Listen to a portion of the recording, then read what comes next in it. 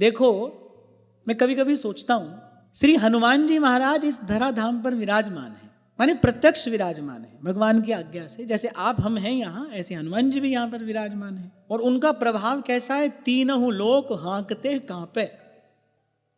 और ऐसा भी नहीं कि भाई त्रेता में उनकी चलती हो अब ना चलती हो, चारों जुग प्रताप तुम्हारा।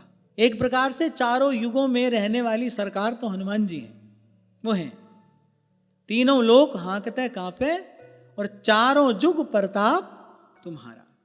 ऐसे श्री हनुमान जी इस धराधाम पर प्रत्यक्ष विराजमान है।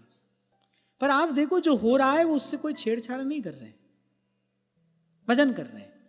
हाँ, उनकी शरण में कोई जाए, उनकी सहायता के लिए कोई उनके चरणों में जाकर प्रार्थना करे कि मुझे भजन करना है, आप मेरी सहायता करिए, तो साधु संत के तुम रखवारे कोई जाए तो वो अवश्य सहायता करेंगे। अपनी कृपा से वो सुरक्षित कर देते हैं।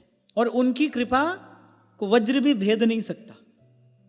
यदि कोई साधक कहे कि मुझे भजन करना है, आप कृपा करिए, अरे हमारे जैसा भी कोई आदमी सोच लेता है, भाई कोई भजन कर रहा है, अगर उसके पास किसी साधन की, किसी वस्तु की कमी है तो चलो हमको ये काम कर देना चाहिए, कोई भजन कर रहा है, हमारे जैसा आदमी भी सोच लेता है।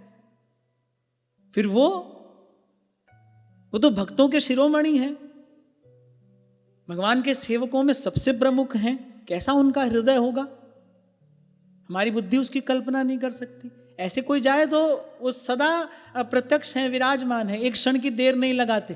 पर ऐसे बस दृष्टा होकर देख रहे हैं। क्यों? क्योंकि युग धर्म है, युग का धर्म है। और हमारे जैसे लोग ये सोचते हैं कि हमने संसार का कल्याण कर दिया। ये क्या है? ये ऐसे जो विचार हैं, ये क्या है? ये माया मौसी का लाड़ दुलार है। वो जिसको लाड़ लड़ाती है ना, व्यक्ति ऐसा ही सोचता है हमने कर दिया कल्याण।